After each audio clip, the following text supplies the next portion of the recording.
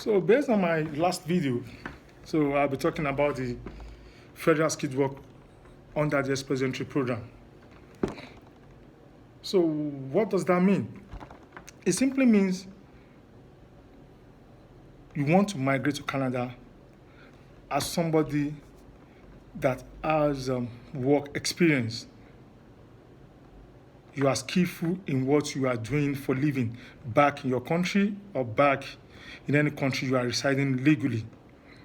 So for you to come to Canada, it's extremely simple if you have the skill as a worker and you want to migrate permanently. So the federal skilled worker on the Express Entry program is a point-based system. So I'm going to be putting out 2 videos on this. The first video will look at the criteria you need to meet.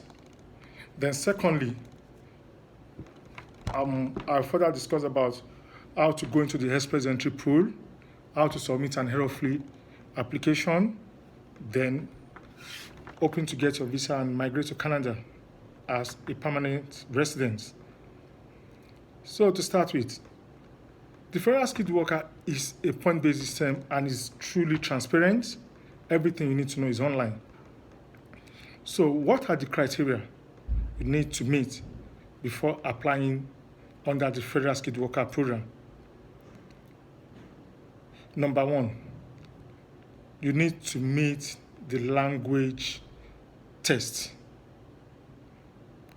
requirement. Number 2,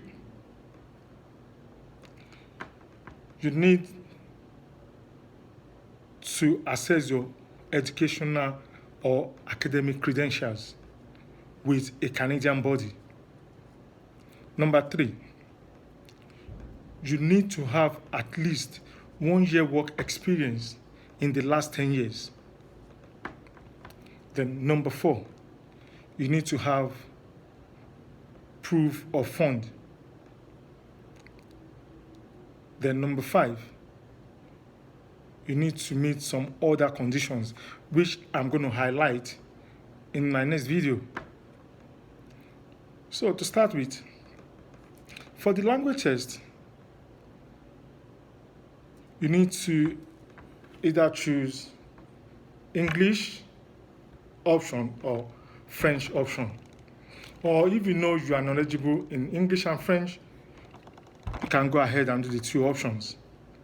So how do you get your language assessed? Or how do you get a language test? To get a language test is very simple. All you need to do is to go online to British Council website or IDP website, depending on the region you are based. So what you need to do is to go online, register for IATS general training. That is the English test required for immigration purposes. So what you need to do is to apply online to British Council that you want to write the test. You pay the fee and you'll be assigned the date for the exam. So most candidates are so worried that, what level of competency do I need to attain in the English test? The level of competence is very simple, but your level of competence needs to be very high. So people always believe, if I can have 6 in all modules, I should be fine. That's not the case. The minimum and the best language test is you need to have a good score in listening, which must be 8, reading must be 7, writing must be 7, speaking must be 7. So for the principal applicants, that must be your score. If you are married, encourage your spouse to also write the English language test as well, IELTS general training. For your spouse, because he or she is supporting you in your application to have extra points, so 6 in all modules is fine. But for the principal applicant, your language test must be very high, which is listening 8, reading 7, speaking 7, writing 7. So that's number one condition you have to meet. Number two, you need to assess your academic credentials. What do you mean by assessment? You need to show to Canadian government that you are educated. And how do you show that? You need to evaluate your academic credential with the appointed Canadian body. So the appointed Canadian body include West of Canada, ICAS of Canada, IQAS of Alberta, CES of Toronto, MCC, that's Medical Council of Canada for medical doctors, and Pharmaceutical Board Examining Council of Canada for pharmacists. So as an applicant, you need to choose the right body to assess your academic qualification. It is always advisable that you evaluate your highest level of credentials. So all you need to do is to go online, choose any of the body, fill the application online, send the transcript to them from the institution, as well as your copies of your certificate, and this will be evaluated. Period of the evaluation by this body could take several weeks to months. So the earlier you put that in, the better it is. So that's number two.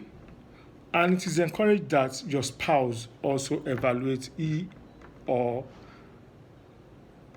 spouse should also evaluate his or her academic credentials as well. So that's a bonus for you, because if she have an academic evaluation as well, you'll be getting an extra point. Then number three, you need to have at least 1 year work experience in a profession that is either skill level A, B, or O. How do you show this to government of Canada that you have the skill? You need to get a reference letter from your previous and current employers. And the content of the reference letter must meet IRCC specification. What are the content of this letter? You need to have your job title in there. You must have your main duties in there. You need to show your remuneration, what you earn annually in the letter. Then it must be a full-time job, or if you are using a part-time job, it must be at least 2 years if it's a part-time job. But if it is a full-time job, you qualify based on 1 year.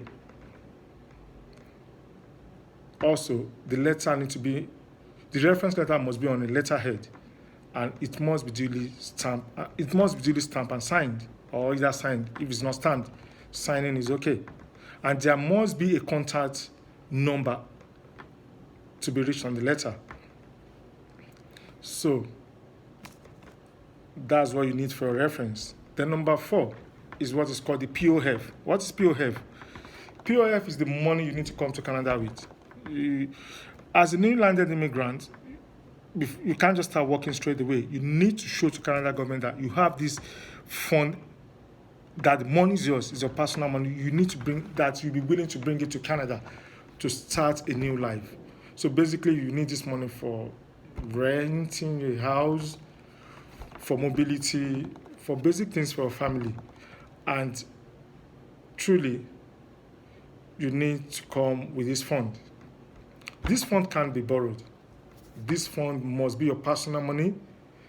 And you can show it to the government that you have this money by showing your current account or savings account, or you put the money in a fixed term deposit. So this is a must requirement.